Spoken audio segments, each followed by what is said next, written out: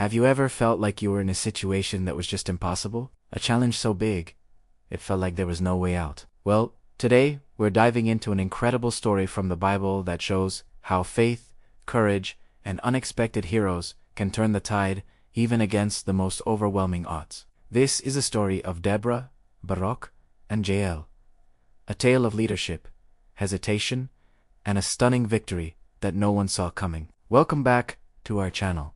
If you love animated Bible stories that bring ancient tales to life, you're in the right place. Don't forget to hit that subscribe button and ring the bell so you won't miss any of our upcoming videos. Our story begins in a tough time for the Israelites. For 20 long years, they had been cruelly oppressed by Jabin, the king of Canaan. His army was a stuff of nightmares, commanded by a fearsome general named Sisera, and the crown jewel of his military might, 900 iron chariots. In that era, iron chariots were the ancient equivalent of modern tanks, a terrifying and seemingly invincible force.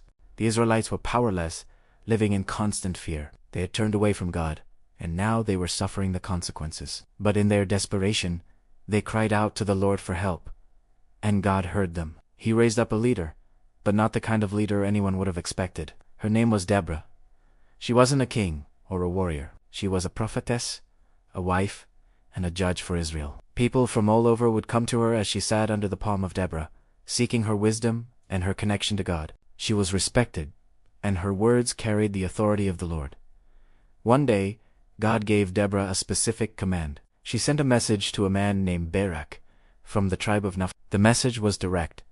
The Lord, the God of Israel, commands you, go, take with you 10,000 men of Naphtali and Zebulun, and lead them to Mount Tabor. I will lead Sisera, the commander of Jabin's army, with his chariots and his troops, to the Kishon River, and give him into your hands. This was a huge moment. It was the answer to Israel's prayers. God had laid out the entire battle plan. He told Barak where to go, how many men to take, and promised him the victory. It sounds like a surefire win, right? But Barak hesitated. The thought of facing Sisera's 900 iron chariots was terrifying.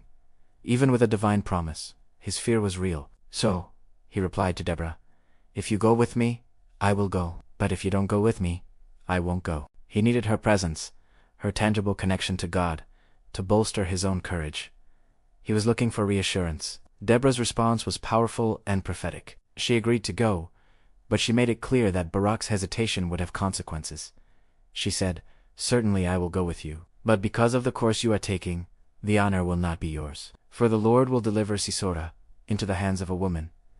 At the time, Barak probably didn't understand the full meaning of her words. He was just relieved she was coming with him. So, Deborah arose and went with Barak to Kadesh. Barak summoned the tribes of Zebulun and Naphtali, and 10,000 men followed him up to Mount Tabor, with Deborah right there by his side. Word quickly reached Sisera that Barak and the Israelite army were gathering on Mount Tabor, confident in his superior military strength. Sisera mobilized his entire force, all 900 iron chariots, and all his troops, and marched them to the Kishon River, exactly as God had predicted. He was walking right into God's trap. This was the moment of truth. Standing on the mountain, looking down at the valley filled with the most feared army in the region, the Israelites must have felt their hearts pounding. But then Deborah turned to Barak and said with unshakable faith, go. This is the day the Lord has given Sisera into your hands.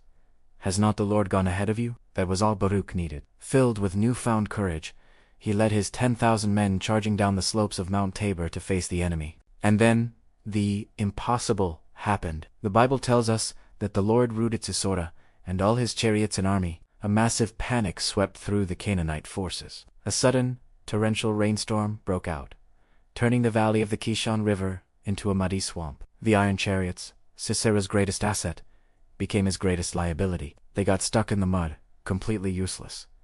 The mighty army descended into chaos. Sisera, seeing that the battle was lost, abandoned his chariot and fled on foot. Barak's army pursued the Canaanites and completely defeated them. Not a single one of Sisera's soldiers was left alive. It was a total, miraculous victory, all orchestrated by God. But what about Sisera? Remember Deborah's prophecy. The honor of capturing the enemy general wouldn't go to Barak. Sisera ran for his life, seeking refuge. He ended up at the tent of a woman named Jael, the wife of Heber, the king. The Kenites were technically at peace with King Jabin, so Sisera thought he would be safe there. Jael came out to meet him and said, "Come, "My lord, come right in, don't be afraid." She brought him into her tent, covered him with a blanket, and when he asked for water, she gave him milk, a sign of hospitality that would have made him feel even more secure. Exhausted from the battle and his flight, Sisera told her to stand guard and then fell into a deep sleep. This is where the story takes its most dramatic turn. While the mighty general slept, Jael, an ordinary woman, saw her opportunity. She knew Sisera was an enemy of God's people. Quietly, she took a tent peg and a hammer. With stunning courage, she went to the sleeping Sisera and drove the peg through his temple and into the ground. In an instant, the feared commander of the Canaanite army was dead. Shortly after, Barak arrived. Still in pursuit of Sisera, Jael went out to meet him and said, "Come, I will show you the man you're looking for." She led him into her tent, and there he saw Sisera, lying dead with the tent peg in his temple. Deborah's prophecy had come true in the most unexpected way. The Lord had delivered Sisera into the hands of a woman. The victory was complete. After this incredible event, Deborah and Barak sang a song of praise to God, which is recorded in Judges chapter 5. It recounts the whole story, celebrating God's power, the courage of the tribes who fought, and the surprising actions of Jael. The song honors Jael, saying, "Most blessed of women be Jael." She struck Sisera. She crushed his head.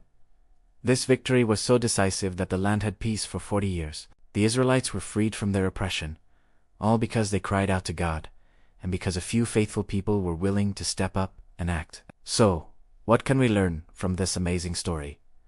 First, God can use anyone. He used Deborah, a wise judge, to lead a nation. He used Barak, a hesitant warrior who needed a push. And he used Jael, a homemaker, to deliver the final, decisive blow. It doesn't matter what your background or position is. If you are willing, God can use you to do extraordinary things. Second, faith overcomes fear. Barak was afraid, and that's a very human reaction. But when he chose to act in faith, based on God's promise, he witnessed a miracle. Sometimes, all we need to do is take that first step, trusting that God has already gone ahead of us. And finally, God's plans are often bigger and more surprising than our own. No one could have predicted that the battle would be won with a rainstorm, or that the enemy general would be defeated by a woman with a tent peg. It reminds us to trust God's sovereignty, even when we don't understand how things will work out. The story of Deborah, Barak, and Jael is a powerful reminder that, with God, nothing is impossible. It challenges us to listen for His voice, to act with courage, even when we're afraid,